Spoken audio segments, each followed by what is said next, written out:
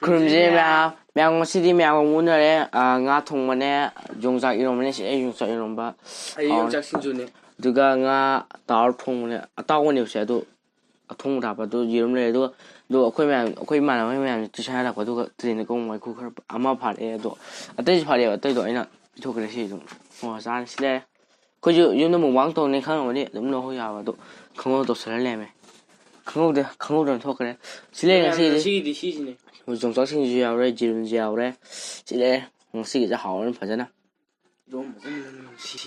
ꯑꯗꯣ ꯃꯌꯥꯝ ꯑꯩꯈꯣꯏ ꯚꯤꯗꯤꯑꯣꯁꯤꯕꯨ ꯑꯍꯥꯟꯕ ꯑꯣꯏꯔꯗꯤ ꯂꯥꯏꯛ ꯁꯤꯌꯔ ꯁꯕꯁꯀ꯭ꯔꯥꯏꯕ ꯇꯧꯕꯤꯔꯝꯃꯣ ꯑꯗꯨꯒ ꯕꯦꯜ ꯑꯥꯏꯀꯟꯁꯨ ꯅꯝꯕꯤꯔꯝꯃꯣ ꯑꯩ ꯂꯣꯟꯁꯦ ꯈꯤꯇꯪ ꯊꯨꯏ ꯑꯗꯨꯅ ꯋꯥ ꯉꯥꯡꯕ ꯈꯤꯇꯪ ꯅꯨꯡꯉꯥꯏꯇꯦ ꯑꯗꯣ ꯍꯧꯔꯁꯤꯅꯦ ꯆꯥꯕ ꯅꯪ ꯃꯌꯥꯝ ꯆꯥꯕ ꯍꯧꯔꯒꯦ ꯁꯥꯏꯗꯇ ꯈꯤꯇꯪ ꯊꯨꯊꯣꯛ ꯑꯩ ꯀꯔꯝꯕ ꯆꯥꯒꯦ ꯍꯥꯏꯅꯣ ꯑꯩꯁꯤ ꯆꯥ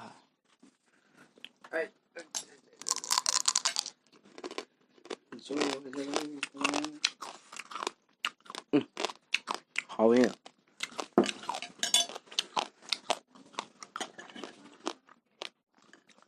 ꯍꯥꯎꯋꯦ ꯋꯥꯏꯈꯨ ꯁꯤꯡꯗ ꯋꯥꯏꯈꯨ ꯂꯣꯏꯔꯗꯤ ꯀꯩꯅꯣ ꯊꯣꯛꯑꯦ ꯍꯥꯏꯗꯥꯏꯅꯦ ꯀꯔꯤ ꯆꯦꯡꯕ꯭ꯔꯥ ꯑꯗꯨ ꯈꯪꯗꯦ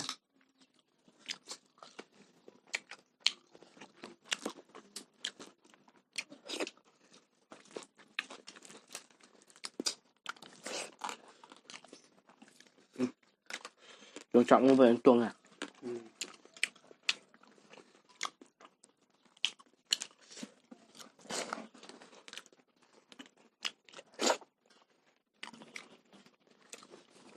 hảo vậy không hảo vậy một cái xài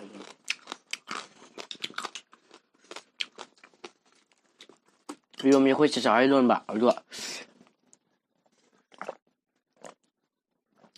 quay ra chặt sai trên cầu nữa dùng khao con này hảo vậy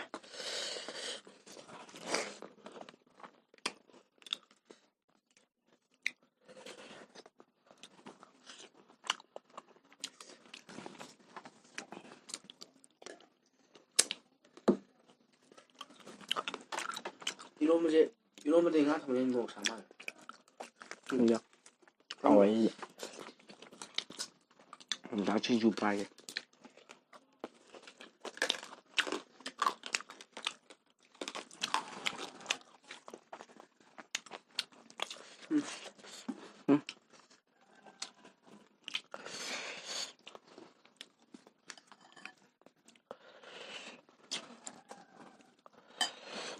ngã thùng nó dầu dạng mùi dao rồi nè 아루기 좀 더 크라고 응? 야 이리 와봐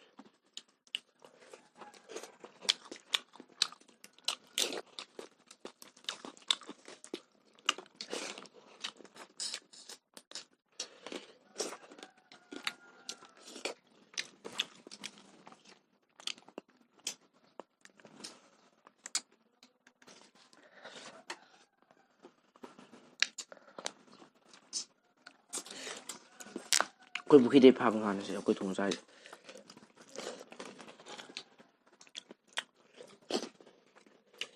이게 가브리엘 먼저 그런 거지 가이바 거의 기다렸어 이런 거 얌전히 하왜 모록시 뭐 뿜 야오래 이건 뭐야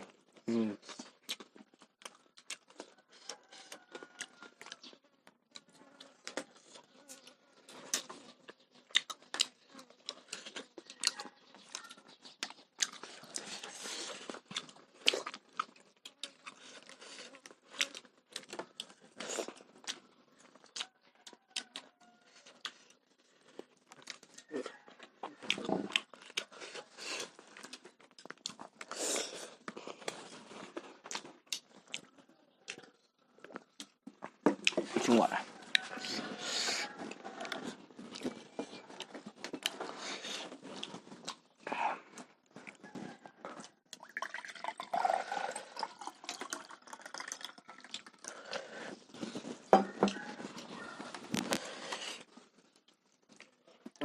응? 누구라고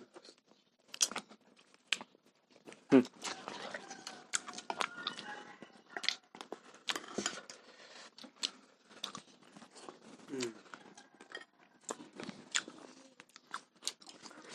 이런 거 하려고 해.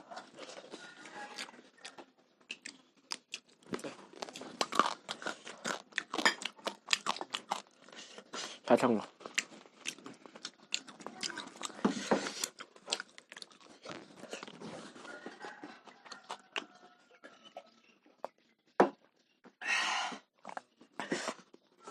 아무데 나 이제 좀 작아 삼대. 구이지 작아 방도 봐. 어가네. 방도 먹히지 말자. 어때? 그게.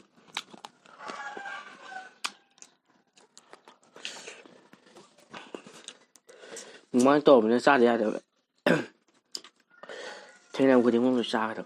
하여튼 미가 되나데. 까먹을지. 되게 너무 이상하다. 응? 까먹어. 동아인 가리지 하면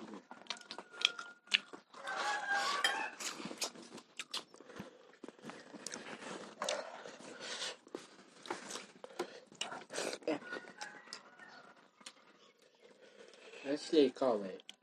가봐. 영어도 하면 돼. 일러 비저가 도시.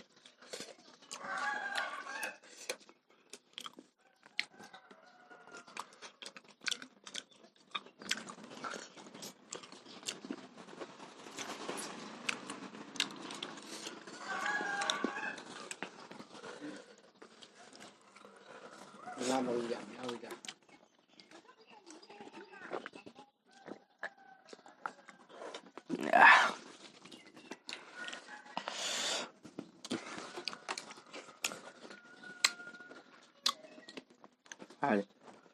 ngan mười chỗ chỗ nào ráo xong rồi.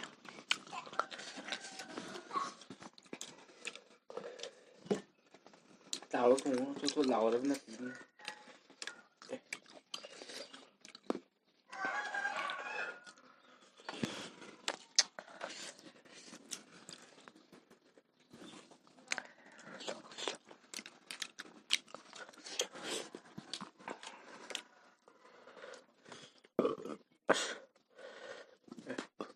Khi muốn mua đồ quảng mới sang mua chỉ một pum nhau là bạn mua chỉ phải thua thằng nhá.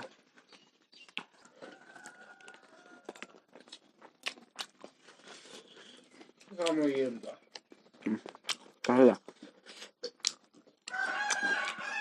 그래.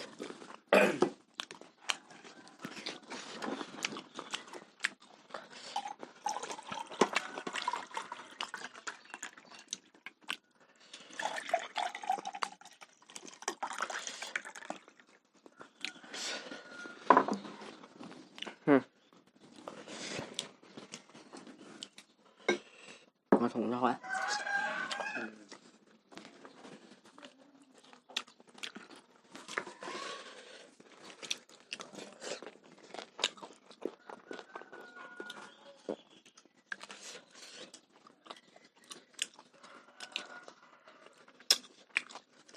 누구다?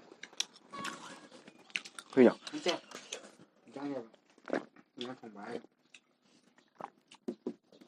tập biểu học cho cái nó không được bạn.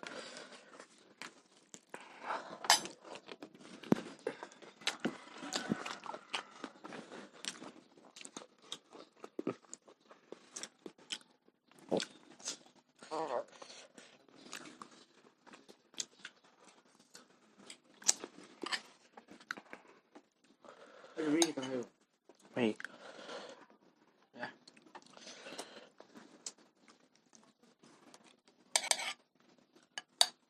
sống sai trong rồi.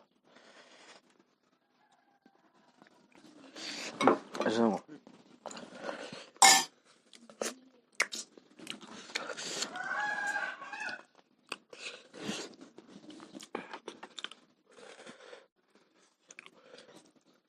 또 매ям ꯑꯩꯈꯣꯏ ꯆꯥꯕꯁꯦ ꯃꯇꯥꯡ ꯑꯁꯤ ꯂꯣꯏꯁꯤꯟꯖꯔꯒꯦ ꯑꯗꯣ ꯃꯌꯥꯝꯅ ꯆꯥꯅꯤꯡꯕꯗꯣ ꯃꯊꯦꯜꯗꯣ ꯑꯗꯨꯝ ꯀꯃꯦꯟ ꯏꯕꯤꯔꯝꯃꯣ ꯑꯩꯈꯣꯏ ꯑꯗꯨꯝ ꯆꯥꯖꯔꯛꯀꯦ ꯑꯗꯣ ꯉꯁꯤꯒꯤꯗꯤ ꯍꯥꯎꯔꯦ ꯌꯣꯡꯆꯥꯛꯀ ꯉꯥꯒ ꯊꯣꯡꯕꯅꯦ ꯌꯣꯡꯆꯥꯛ ꯁꯤꯡꯖꯨꯅꯦ ꯃꯧꯔꯦ ꯏꯔꯣꯝꯕꯅꯦ ꯑꯗꯨꯒ ꯋꯥꯏꯈꯨ ꯉꯧꯕꯅꯦ ꯍꯥꯎꯔꯦ ꯖꯤꯔꯨꯝꯗꯤ ꯂꯦꯟꯖꯔꯦ ꯍꯥꯎꯔꯦ ꯉꯁꯤꯒꯤꯗꯤ ꯑꯗꯣ ꯉꯁꯤꯒꯤꯗꯤ ꯂꯣꯏꯁꯤꯟꯖꯔꯒꯦ ꯑꯗꯨꯒ ꯃꯌꯥꯝꯅ ꯑꯩꯈꯣꯏ ꯚꯤꯗꯤꯑꯣꯁꯤꯕꯨ ꯂꯣꯏꯕ ꯌꯦꯡꯕꯒꯤꯗꯃꯛꯇ ꯑꯩꯈꯣꯏꯅ ꯏꯀꯣꯂꯣꯟ ꯊꯥꯒꯠꯆꯔꯤ ꯃꯊꯪꯒꯤ ꯚꯤꯗꯤꯑꯣꯗ ꯎꯅꯔꯁꯤ ꯉꯁꯤꯒꯤꯗꯤ ꯕꯥꯏ ꯕꯥꯏ